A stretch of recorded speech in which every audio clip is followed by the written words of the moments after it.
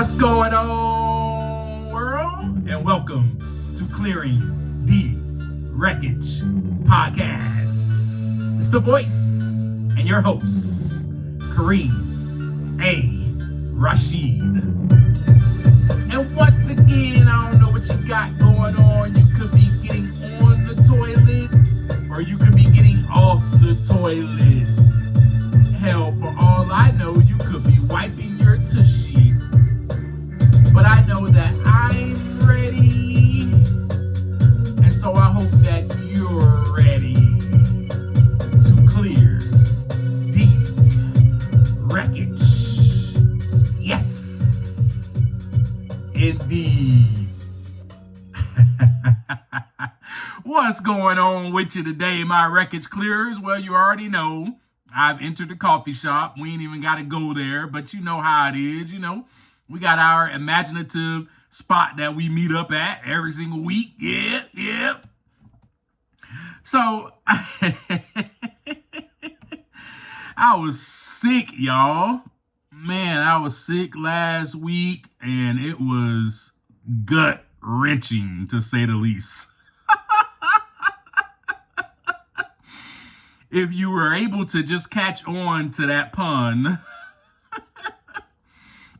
that is what was happening to me, folks. I don't know what happened. All I know is all of a sudden, I woke up in the middle of the night and I had to run to the toilet.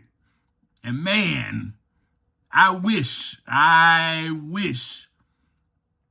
I had time to click on a podcast to listen to while I was on the toilet.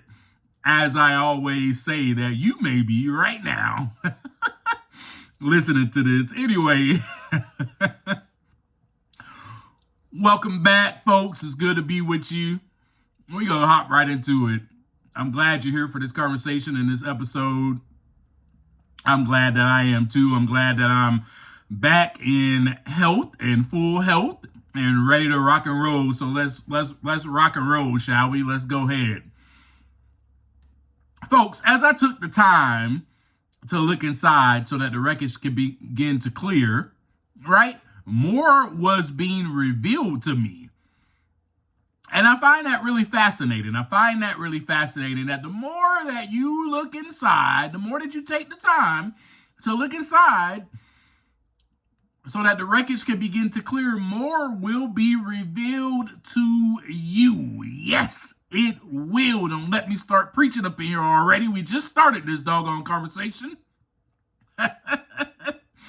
Remember, we discussed honesty, willingness, open-mindedness in our last few episodes, right? So by the time in this journey, y'all, I became willing, honest, and my mind became open more and more, right? So my self-awareness level pretty much increased as the days went by. Some forms of recovery involve 12 steps, right? Which is essential to bring about this honesty, willingness, and open-mindedness. And as I always say in layman's terms, it helps you grow up. And that's what it was helping me to do. It was helping me to grow and evolve into the person that I was meant to be. So clearing the wreckage is about helping us as one grow and evolve into the people that we are meant to be. And this is about personal growth and development. This is about learning to take the time to look inside, to deal with ourselves.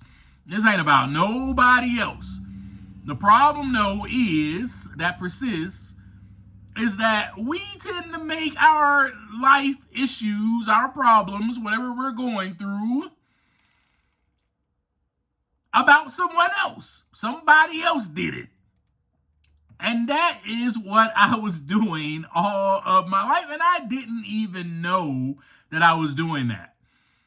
The crazy thing is, too, is I had no idea about any of this, but I was willing, and my mind became a little bit open to the idea of working those 12 steps, or I should say practicing those 12 steps, right? So in 2016, once I had asked that gentleman to become my mentor, we'll use that word for the world, In recovery, they are called sponsors, but we'll just use the word mentor because that's pretty much what he was. He guided me through those 12 steps. He walked alongside of me in oneness and togetherness and guided me through that process.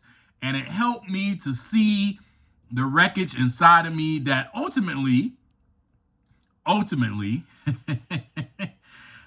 man, this is the dagger right here to the heart. Ultimately, I created. Yep, man, you're probably listening to me and you're like, what, man? The wreckage is on everybody else. It ain't got nothing to do with me. No. I created most of the damage, most of the havoc, most of the destruction that was going on inside of me. So what we will talk about today is a word that I did not really think applied to me, right? It applied to everybody else. It had nothing to do with Kareem. You know, no.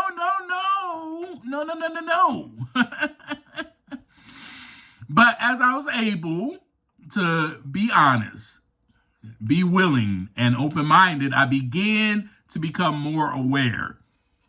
Right? I began to become more aware of what truly was happening on the inside of me. See, let me just say something to you guys. You know, because I know that we've had plenty of conversations, right? We had 45 conversations, and a lot of those conversations, I had told you in some of those conversations how I was mad, how I was angry, you know, how I was upset, or this and that. So I just thought I was mad. I just thought, well, nope, I'm just a little bit angry. That's all. Yeah, I didn't know it was actually deeper than that, y'all. I did not know that. Oh, and it was. So today we're going to talk about resentments. And it can really kill you. Now, obviously, not directly. It can't kill you, directly. Almost it happens indirectly, but because over the course of time, right? Over the course of time, if it's prolonged, it can lead to serious health issues. Now, let me just ask you right now, and I'm probably going to ask you again in this episode, in this conversation we're having, do you want to have serious health issues? Now, just ponder on that for a little bit. But how about not only can it cause physical, but also emotional and mental issues, right? Well, what do you know? There you have it. There's your sign right there, Kareem, right? Come on. Obviously that was why my anxiety level was sky high. This is why you suffer from depression, Kareem. Your resentments have led to these emotional and mental issues that you have. But it was like a new revelation to me, y'all. It was such a new revelation. I was like, no, again, I'm just a little bit upset. I'm just a little bit angry. I'm just a little bit frustrated, I'm just a little mad. I'm just a little upset about my childhood. Not really a big deal. I'm only just a little irritated at God. I'm only just a little frustrated at my mom and dad. Oh, yeah, no big deal. I mean, it bothers me a little bit that I was bullied, and beaten by one of my older siblings. Yeah, it just bothers me just a little bit. It doesn't upset me that much. I mean, I may be a little aggravated that I was left alone growing up. Yeah, I might be just a little bit pissed off that my mom and dad got divorced, just slightly irritated. Yeah, that's it. But there is so much more, y'all, that I was angry about, right? And let me tell you what, though, the more I looked inside, I was able to see that this was more than just a little anger. No, this was a lot deeper. And no wonder I sought out drugs and alcohol. No wonder I was an escapist. No wonder I became an escape artist. No wonder I became a con artist. No wonder I started stealing whatever I wanted from the store. No wonder. I never really allowed myself to feel these emotions. I always thought, well, it's because I'm not allowed to feel my emotions. Growing up, I was told not to cry. I was told not to feel this. No, it wasn't just that. No, it wasn't just that. It was because I did not want to feel those emotions. Hold on now. Don't let me start preaching up in here, right? Because no wonder when I felt just slightly frustrated, I went to the bottle or the drugs or sex or whatever was available for me not to feel that way anymore. Preach now. You know where I'm going with this, don't you? Yep, just like baby. You should have already guessed that, right? I'm irritated. I can't sleep, Mom. No one is giving me attention. Hey, hello, I need the bottle. No one hears me. I'm crying over here. Can someone please come and soothe me? Yep, a little baby. Why isn't anyone coming to pick me up? Don't you see that I need you? And my friends, if I am being honest with you, I was stuck in the mind of a baby as a 36-year-old man. Yep, I was stuck that way for a long time. That's a lot of years.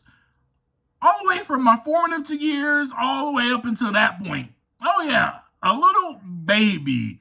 And I guess we could say that maybe I did have some major resentments, right? Yes, maybe I did. Let's get to the part where the research shows that how this probably could kill you. So let's just get that out the way, because let's get the bad news out the way first, and then we'll talk about the good news and how we can begin to clear that wreckage, right? All right, so it was killing me and it was keeping me from growing up, right?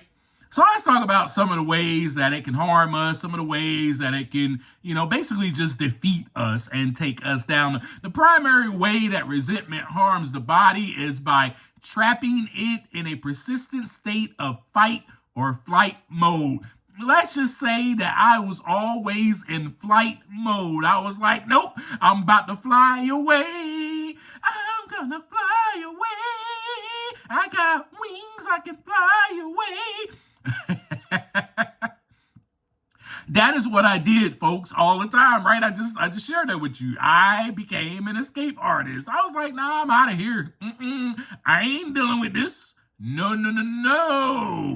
And so the body continuously releases cortisol and adrenaline. Those are stress hormones, by the way. And chronic elevation of these hormones disrupts normal bodily functions. Yes. Sustained high levels of this cortisol and adrenaline, right, can lead to increased systemic inflammation throughout the body, which is a key contributor to numerous chronic diseases, including autoimmune disorders and heart disease. Let's go even deeper. Let's break it down.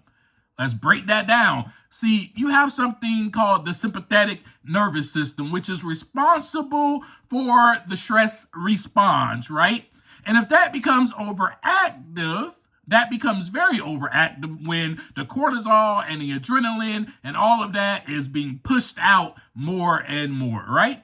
And then you have something called the parasympathetic system, which is responsible for rest and repair, right? And so when that is being suppressed, that prevents the body from returning to a calm state. So basically what you have happening is, oh my goodness, I'm in flight mode because I'm upset, irritated, frustrated at this. I'm going to go get the bottle and drink. I'm going to go use drugs. And I'm going to continually do this and escape over and over and over again, to where my sympathetic nervous system is being, right, it's just constantly in response to that. Like, oh, no, no, no, no. And it's becoming very overactive, right? So my parasympathetic nervous system is just not even, there's nothing going on there.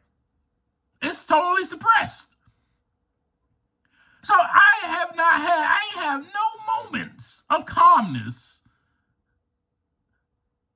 for all that time. For all that time. That's a long time. I started finally becoming calm at the age of 36 when I decided to, right, allow that gentleman who I asked to be my mentor / sponsor, right, to guide me through those steps until I became honest, open-minded, and willing to do that, and became willing to take the time to look inside so that the wreckage can begin to clear. Let's dig a little bit deeper into some more of this research, right? Okay, and it causes cardiovascular problems, right? It causes high blood pressure, an increased risk of hypertension, atherosclerosis, which is the hardening of the arteries, heart attack, and stroke, right? A weakened immune system, which means you'll get sick often. Holding on to resentments makes individuals more susceptible to illnesses and slowly recovering times. So it slows down your recovery time. Why? Because your parasympathetic system is being suppressed, the one that's responsible for rest and repairs. Let's keep going. It causes mental health issues. No duh. Okay, well, what do you know? Obviously, prolonged resentment is strongly linked to chronic anxiety, depression, and PTSD. Well, there it is. I can stop this episode right there. We ain't got to talk about this no more. Because you already know from episode 14, if you go back and listen to that, I shared with you how I was diagnosed with PTSD. I also shared with you in one of the other episodes about anxiety and depression. Right? I was diagnosed with all three of those. Well, good golly gee, what do you know? Obviously. Obviously. Right? And these things, right, these mental health issues further affect physical health and just the quality of life. And it affected my quality of life, right? Because my quality of life was only about, well, you know what? I don't want to feel this way. Where's the bottle? That's it. That was my quality of life. It also causes digestive issues, causes things like irritable bowel syndrome and ulcers, causes sleep disturbances, because if you're ruminating on past hurts, it can often lead to insomnia and poor sleep quality, which is linked to a multitude of health problems, including obesity and diabetes. So for me, the sleep disturbances, so my PTSD, I had vivid nightmares. I will have sleep disturbances, and I still do. I don't have them as often as I used to have them, but I always kind of wondered about that. And there you go. There's your answer right there. Why I wasn't able to sleep so much. Because, man, I had all these resentments inside of me. All these resentments. So basically, in a nutshell, holding on to resentment, right? You're only hurting yourself, as the negative emotions will become a self-poisoning to the mind, which can eventually manifest as severe, potential, fatal, physical illnesses. Now, it is said, and you probably heard this, it is said that, having a resentment is like drinking a thing of poison and expecting the other person to die. That's what having a resentment is like. You're actually drinking the poison as the person that has the resentment, and you're expecting the other person to die. You know, one thing that I found out about this is that those people that I were mad at or I had resentments toward, they probably weren't even thinking about me in the way that I was thinking about them. Right? So let me ask you a couple of questions real quick. Do you want to take care of yourself? Do you want to be able to sleep at night? Do you want to have anxiety? Do you want to be angry for so long? Do you want to just be mad? Now, I know for me, it felt good to be mad. Because I must have wanted to, because it was my excuse, right? It was my reason for drinking, for using drugs, for treating girls like crap, for using people, and even for hurting other people. It was fuel to my fire, and I burned down a lot of things. I just wonder, is that how you are? Is it fuel to your fire? Is this something, you know what? I want to be mad at them. I want them. They need to see what they did to me. They need to know that I'm angry. Are you vindictive in that way? That's how I was.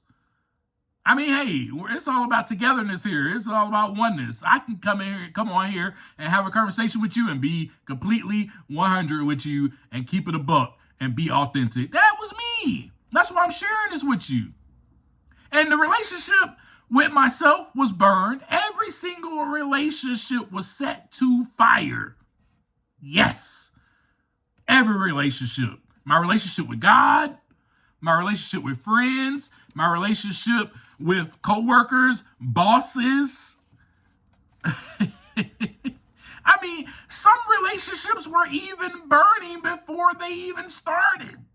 You know why? Because I was burning on the inside. I was thinking I was setting other people on fire, but I was really setting myself on fire. Hold on now, don't let me start preaching up in here. You think you being mad at somebody for so long is setting them on fire and causing them to do crazy things. It ain't causing them to do nothing. All it's doing is causing more hurt and more pain inside of you. And man, I did not know none of this, y'all. I did not know none of this until I did. And that is why I am sharing it with you.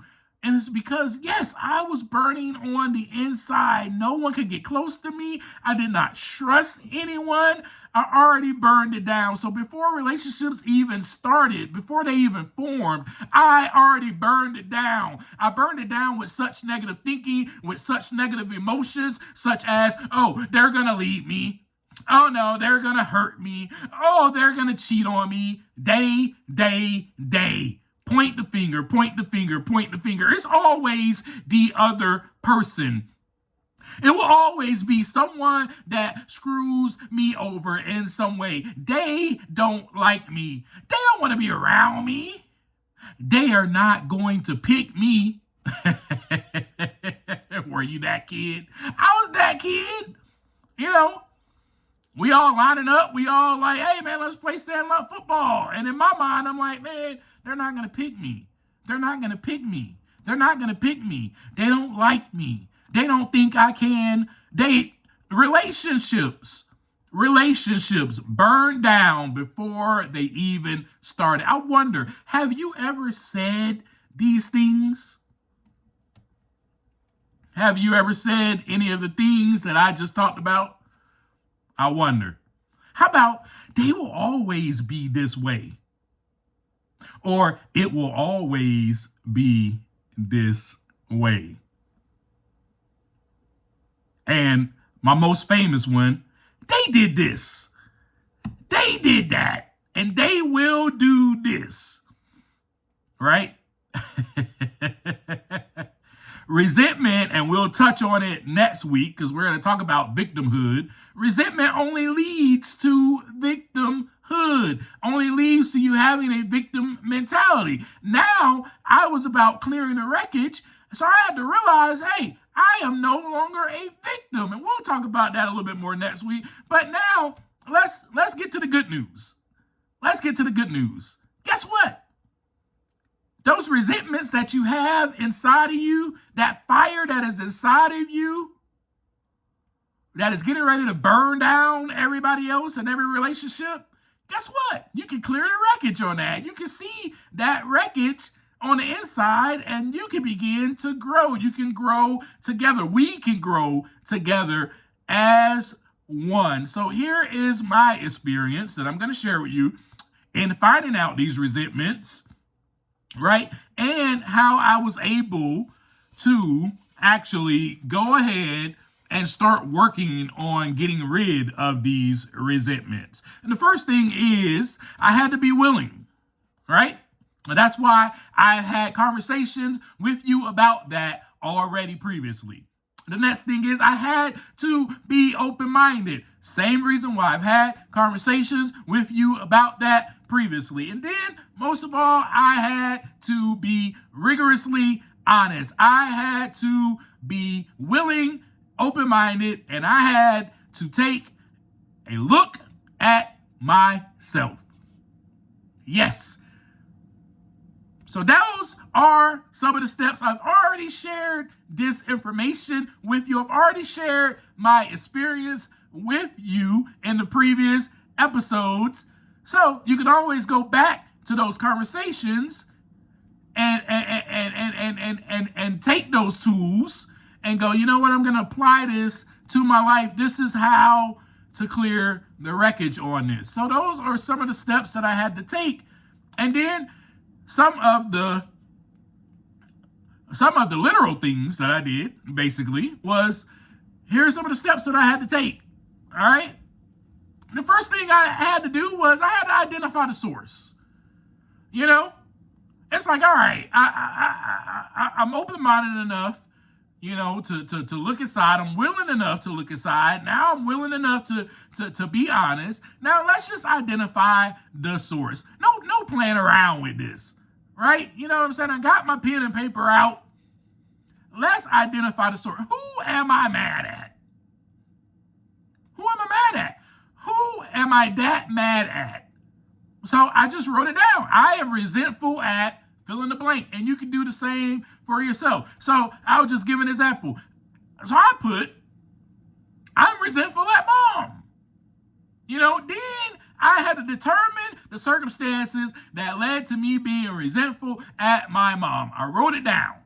I say, I'm resentful at mom because, you know, hey, I'm resentful at mom because she sent me away to stay with my dad.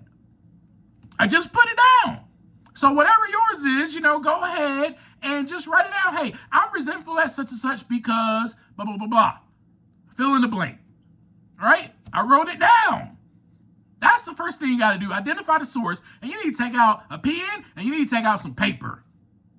You can't, we're not doing this in our head. We're not just going to sit there and go, oh, I'm mad at such and such. I'm resentful at such and such.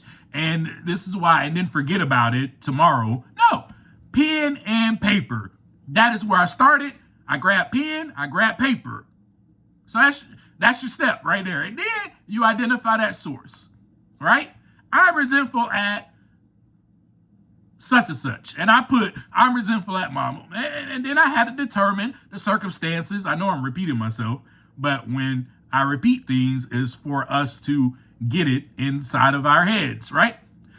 I had to determine those circumstances that led me to being resentful at my mother. And I'm just giving you the example. I'm also giving you the experience, the actual experience.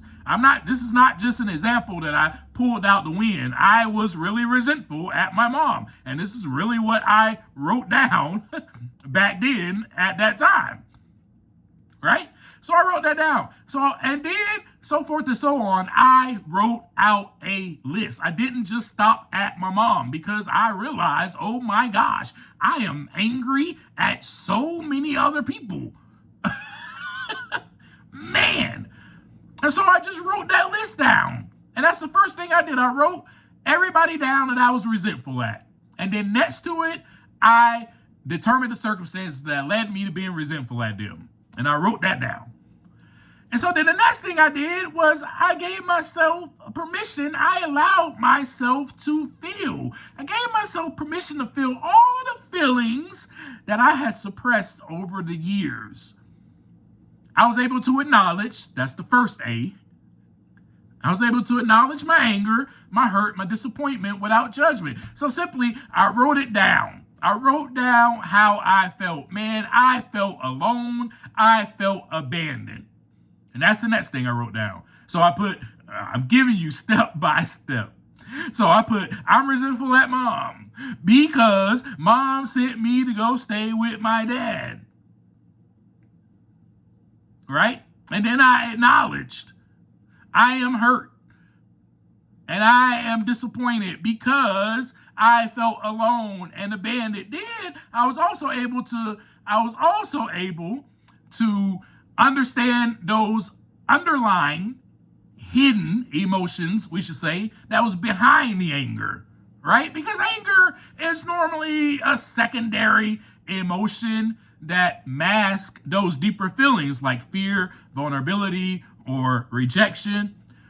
So I had to get down to the core. I'm resentful at mom because she sent me to stay with my dad. I felt abandoned by her. I was afraid. I was in fear. I was confused. I was rejected by her. I felt alone and I felt abandoned. So those underlying emotions was fear. I was afraid. I was afraid for my life. And the reason I was afraid, and I'll just be open, no caps, I'll tell the truth. The reason I was afraid is because she was sending me to stay with my dad. And you guys remember the story, my parents divorced when I was young, and then she sent me to go stay with him, and I was confused and I was in fear because I did not know my dad, and I also resented my dad, and we'll talk about that in a later episode. But I did not know that I really had a resentment against him. I mean, I think I was like 8 or 9. I didn't know. I just thought I was angry, right? So, and then you need to express this safely with someone. You know, find a safe person or your journal, right? It is important. This is a vital part of this. Getting rid of it. It's important to discuss this with a trusted person, a mentor, or a therapist. So for me, in my experience with that resentment per se against my mom, what I did exactly to the T was I told my therapist first. That's who I told about it. Then I did deeper work with my mentor in my recovery group. But I actually took my mom to a therapy session, sat down with her, and there I was able to address my resentment. So from that part, I had to learn to practice empathy. Here's more steps that I had to take. I had to try to understand the situation from my mother's point of view. So in order to get rid of resentment, you have to practice empathy. Try to put yourself in somebody else's shoes. Try to understand the situation from their point of view, right?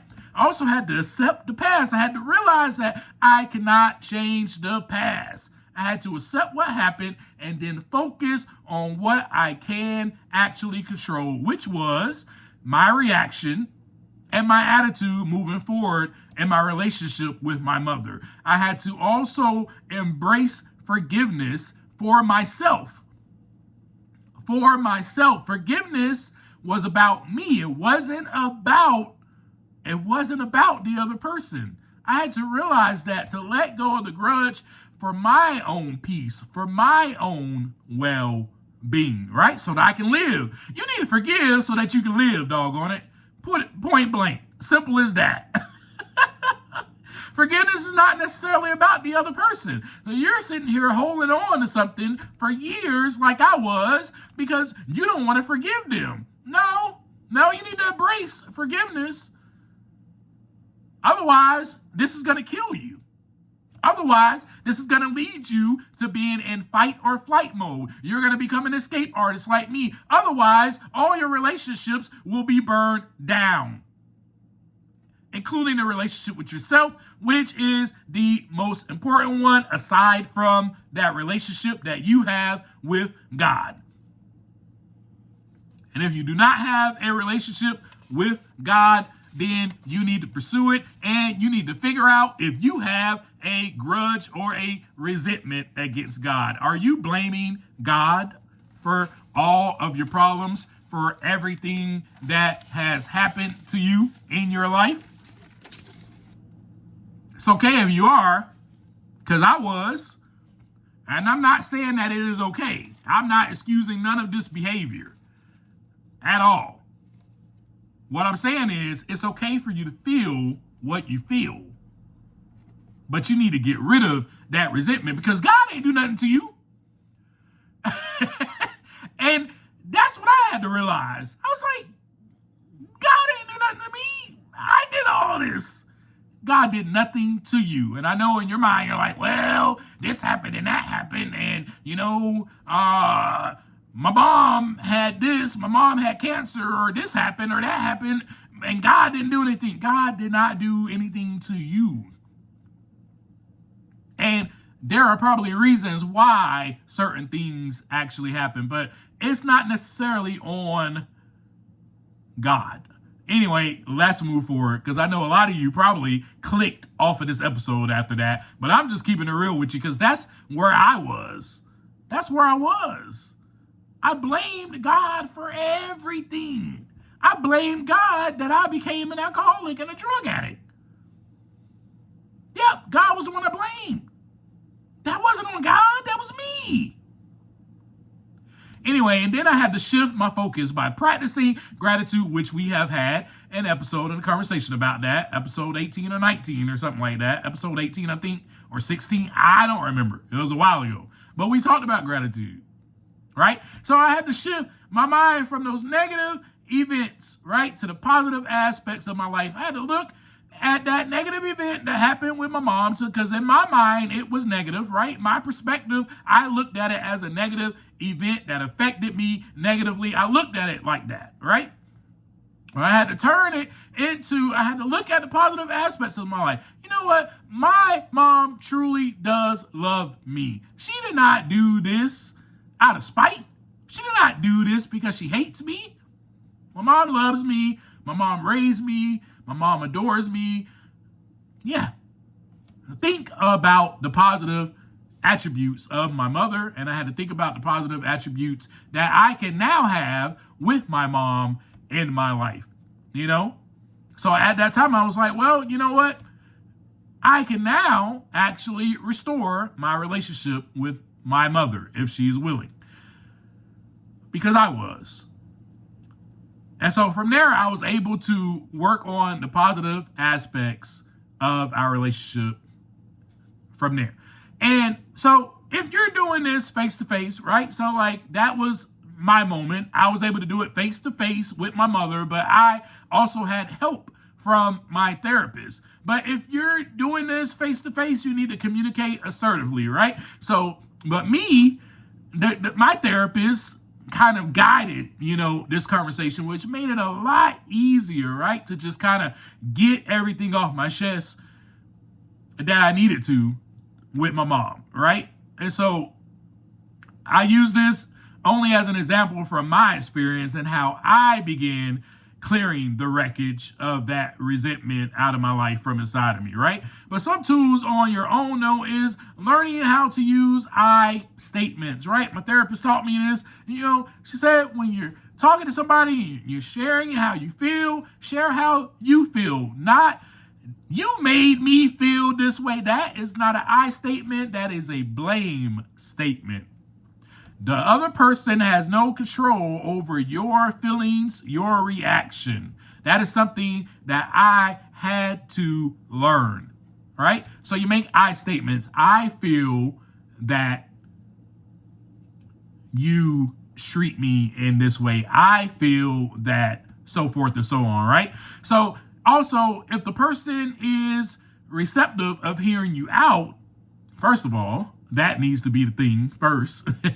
You make sure the other person is receptive to hearing you out, right?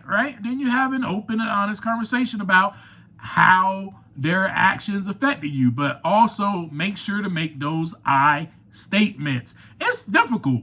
It's difficult because when you're feeling something or you're triggered by something that somebody does, you want to kind of just point to them and be like, well, you made me do this and you made me feel that way and I reacted this way because you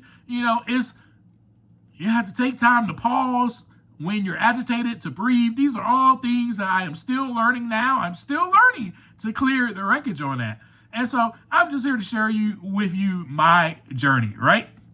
Some of the other things you can do is set clear boundaries, right? To protect yourself from future harm. If a healthy relationship is not possible with that person, then you may need to just distance yourself. And that is okay. That is okay, because we are about growing up. We're about personal growth and development, maturity, and developing healthy relationships. That one with God, that one with ourselves, and that one with other people. And then you can also, something I did back in 2016, is start exercising. And I realized, I can start going to the gym. I can start implementing some things in here that my therapist just called them replacement behaviors. She said, now, Kareem, you need to implement replacement behaviors, because all you did when you was feeling some type of way was reach for the bottle like a little baby. So now, as an adult, you need to implement replacement behaviors. And me exercising was one of them. Going for a run, going for a walk, right? Or going to the gym, writing in my journal, breathing, meditating. You can do yoga practices, anything that helps you manage your stress and calm that nervous system when the resentment flares up. Okay?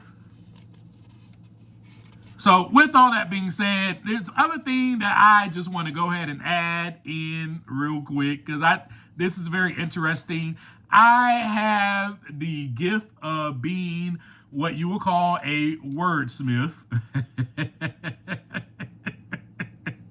I love words and I love breaking down words. So I am just going to share this gift with you, because this will give you a little bit more insight, I believe, at least, because this helps me. This helps me. When I break down words, it helps me to clear the wreckage. It helps me to think about things in a different light. So I want to share it with you real quick before we end this conversation. So I want us to look at two words, right? Let's look at the first word, disease. Let's just look at that word, because we want to take this word, disease, and I think I might have shared this with you before, or maybe not. Maybe I shared it with you in a poem. I don't know. But the word disease can be broken down. Dis and ease. Dis-ease. You see how it makes up two words? And then dis-ease becomes a full word, disease. Now, we all know that ease means what? Easy, smooth, steady, level. That's what ease means, right? This means rugged, rocky, uneasy, irritated, irritation. So as we look at that word, that can kind of help you understand that. So when you have a disease, it is because you are in dis-ease. So this resentment business, you might want to learn to get rid of it, or follow the steps that I just gave you, or go learn from my experience, because you don't want to be caught with disease. Because that is what happens with resentment. And that's why I said resentment could actually kill you. And what it did for me is it took on a form of dis-ease, right? Alcoholism and addiction is a disease. You catch my drift? You get it? All right. So now let's look at the word resentment. All right. And this can be broken down in three parts, three ways. So the word re, the prefix re, R-E, the prefix re, what does that mean? Well, re as a prefix means again, right? So to say redo, rewrite, repeat. Means to do again. The word sent means it was sent, right? In other words, it is the past tense and the past participle. It is the past tense and past participle form of the verb send, right? So after you send something, you tell that person, hey, I sent it through email, right? So send means to cause something or someone to go from one place to another, right? Let's use, if I use the word sent in a sentence, as I just did, no pun intended, but as you can see, even the word sentence basically means putting or sending words together in some sort of tense, past, present, or future. Okay, is this too much, or are you getting this? Are you understanding this? All right, let's get on with it. So let's take the word, so let's continue with that word sent, right? So the package was sent through FedEx. The kid was sent to the principal's office, right? Right. All right. So we got and we got sent, right? So now the word meant, which is actually a suffix, right? It's a suffix. So it's a suffix word that means the action or process of doing something. Example would be development, management. It is also the result or the product of an action, such as statement, achievement. It is also a state, a condition, or a quality of being something, right? Like enjoyment or contentment. It also is a means, an agency, or an instrument like equipment or ornament, right? So you get it?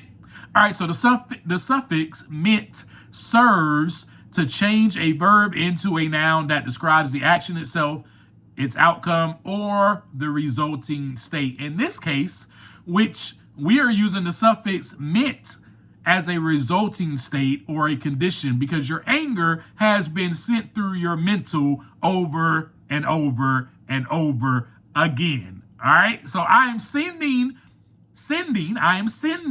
this action through my mind. I am sending this action through my mind. I am sending this action through my mind. I am sending this action through my mind, which the result is, my friends, resentment. Okay? So you get it? And the reason I said you're sending this over and over to your mind is because it's been sent through your mind over and over and over again. We just broke the word down for you so you can understand. So this was just a way for you to know if you're just a little bit angry. Oh no, I'm just a little bit frustrated. Oh, no worries, no big deal. Or it's a way for you to know if you have been angry for a while now at your ex-boyfriend or your ex-girlfriend because they said this, or they broke up with you, or they cheated on you, or you've been angry for about 6 years at these people. You've been sending this action through your mind over and over and over again. Or you're angry at your boss from 10 years ago for firing you because you've been sending this action over and over through your mental, through your mind. Or you're angry at your spouse because of something they did or did not do 2 days ago.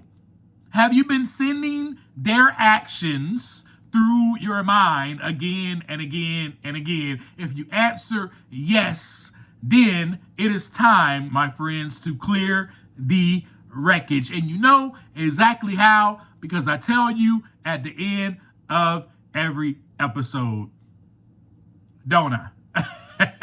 And you have 45 conversations with me already that you can listen to on how I have been learning how to clear the wreckage in my life as we're doing this together as one, and we are on this journey together. I appreciate y'all being here with me. Hey, don't forget to share this with your friends, share this with your loved ones, your coworkers, with your family. Don't forget to DM me at Clearing the Wreckage Podcast on Instagram. You can find me on TikTok, also under the Real Kareem 1.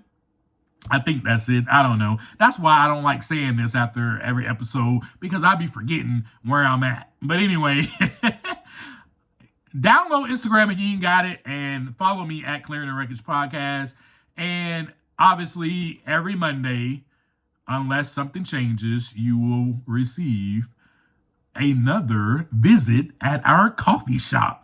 Anyway, as I leave you on every time as I leave you, right? At the end of every episode, take the time to look inside so that the wreckage can begin to clear. Peace. Mm-hmm.